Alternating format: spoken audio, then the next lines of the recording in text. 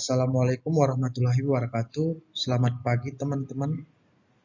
Saya selaku perwakilan dari kelompok 4 mata kuliah pengantar ekonomi mikro. Pada kesempatan kali ini saya akan mempresentasikan hasil pembuatan karya yang berjudul Mekanisme Pasar, Permintaan dan Penawaran.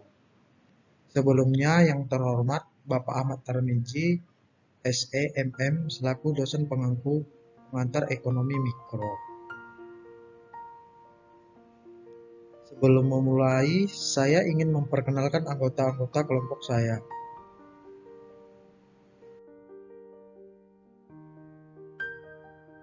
Yang pertama ada saya sendiri selaku ketua kelompok dengan NIM 111221346. Yang kedua ada Amelia Sylvia selaku anggota kelompok dengan NIM 111221264. Yang ketiga ada Monica selaku anggota kelompok dengan NIM 111221272. Yang keempat ada Kolil Ahmad Syahputra selaku anggota kelompok dengan NIM 111221401. Yang kelima ada Muhammad Fatih Zulfar selaku anggota kelompok dengan NIM 111221386. Dan yang terakhir ada Bahtiar Indrawan selaku anggota kelompok dengan NIM 111221317. Nah, ada 3 topik pembahasan yang kami kemukakan. Yang pertama, teori permintaan. Yang kedua, teori penawaran yang dipaparkan oleh saudara Muhammad Fatih Zulfar.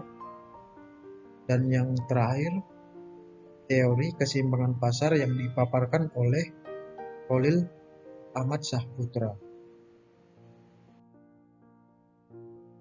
Baik, langsung saja ke latar belakang. Ketika melakukan transaksi atau melakukan perdagangan selalu melibatkan permintaan atau demand, penawaran atau supply, harga dan kuantitas suatu barang atau jasa yang mempengaruhi satu sama yang lainnya. Permintaan dan penawaran akan bertemu di satu titik dalam satuan harga dan kuantitas atau jumlah barang. Maka konsep ekonomi tidak terlepas dari permintaan dan penawaran.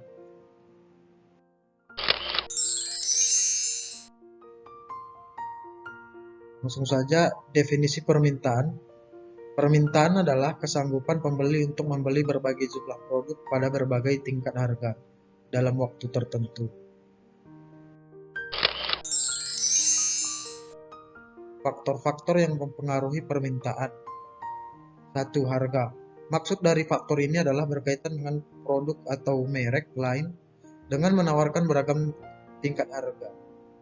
Faktor ini memiliki 3 tipe golongan barang, yaitu barang substitusi, barang komplementer, dan barang netral. Dari ketiga tipe barang tersebut, hanya barang netral yang berdiri sendiri tanpa dipengaruhi oleh permintaan barang lain. Sedangkan barang substitusi atau pengganti dan barang komplementer atau pelengkap dapat mempengaruhi permintaan barang yang fungsinya sama atau pasangan barang dari barang pelengkap. Yang kedua ada pendapatan. Faktor permintaan ini seringkali cepat mengalami perubahan yang menimbulkan perubahan atas permintaan dari berbagai jenis barang. Dijelaskan 2 golongan barang yang terpengaruhi terdiri dari barang normal dan barang inferior. Apabila permintaan barang normal semakin meningkat, seiring meningkatnya pendapatan masyarakat, maka permintaan barang inferior semakin rendah seiring pendapatan meningkat. Ketiga, ada selera konsumen. Dalam faktor ini, semakin tinggi selera konsumen mengenai sebuah barang, semakin tinggi pula permintaan dari barang tersebut. Untuk mengetahui selera konsumen dapat melihat dari indeks preferensi konsumen. Indeks ini dapat berubah atau diperbaharui setiap saat berdasarkan survei tingkah laku konsumen terhadap sebuah barang yang bersangkutan.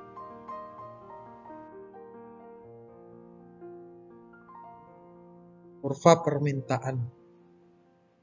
Hukum kurva permintaan menyatakan bahwa bila harga naik, maka jumlah permintaan akan turun dan sebaliknya. Di sini ada tabel, kita lihat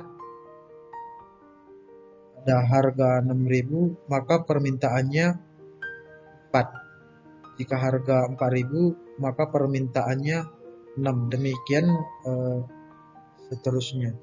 Jika harga 1.000, maka permintaannya akan lebih banyak lagi. Itu adalah kebalikannya.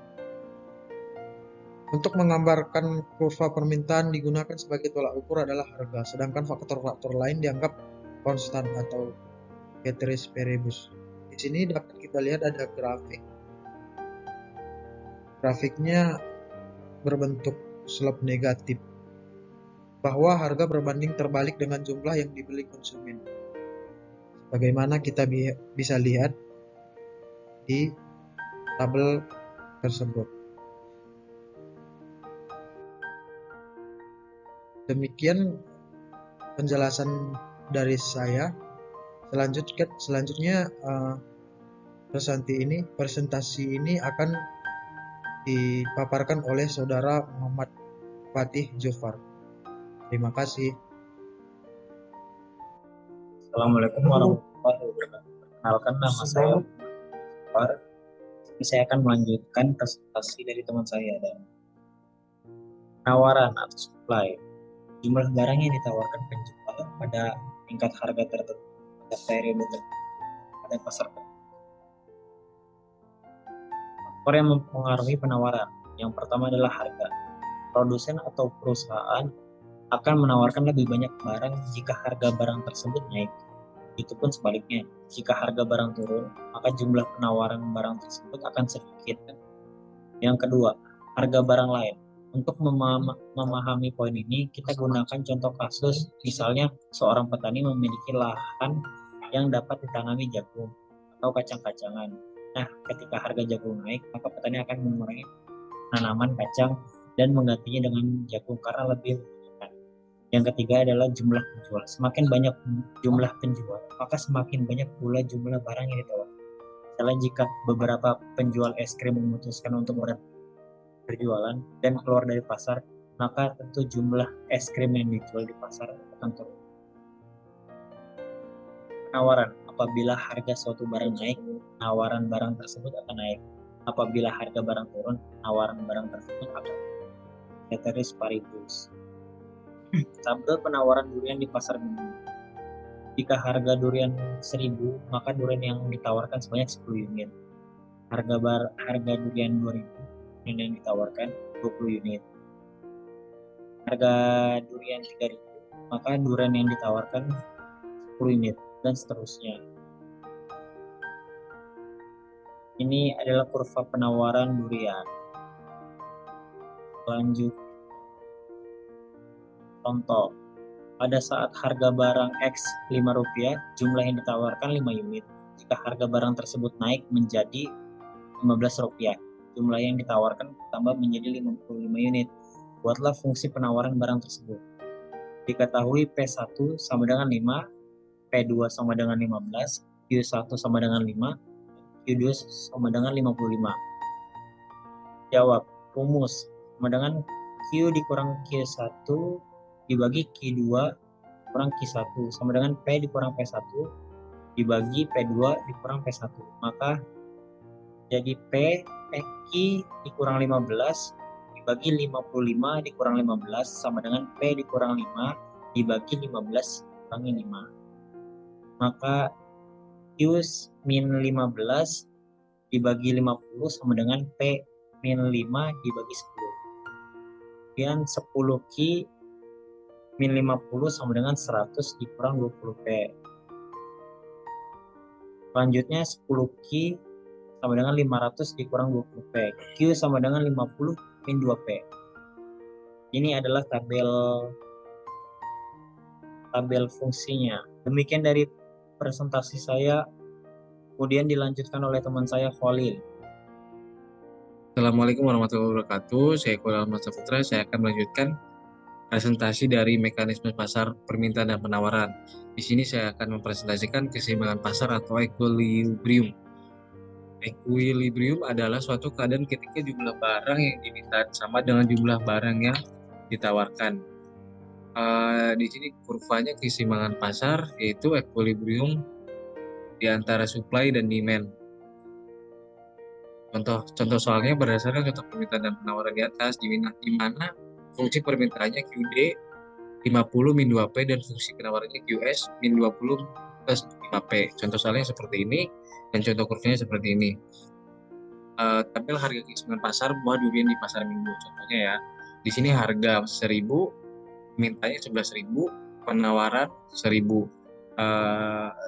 Dan harga ditambahkan menjadi 2.000, permintaan 8.000, penawaran 4.000. Dan sampai seterusnya di harga 5.000, permintaannya menjadi berkurang 3.500 dan penawarannya 7.500, yang artinya di mana kalau jika harga dinaikkan, permintaan akan berkurang dan penawaran akan berlebih.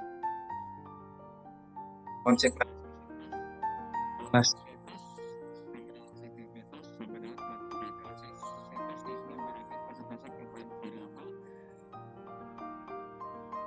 dependen atau jumlah barang terhadap variabel independen atau harga sebesar 1% atau ada hubungan sebab akibat. Angka elastisitas harga, angka elastisitas harga adalah bilangan yang menunjukkan berapa persen satu variabel tak bebas akan berubah sebagai reaksi atau variabel lain berupa 1%. Contohnya seperti ini, angka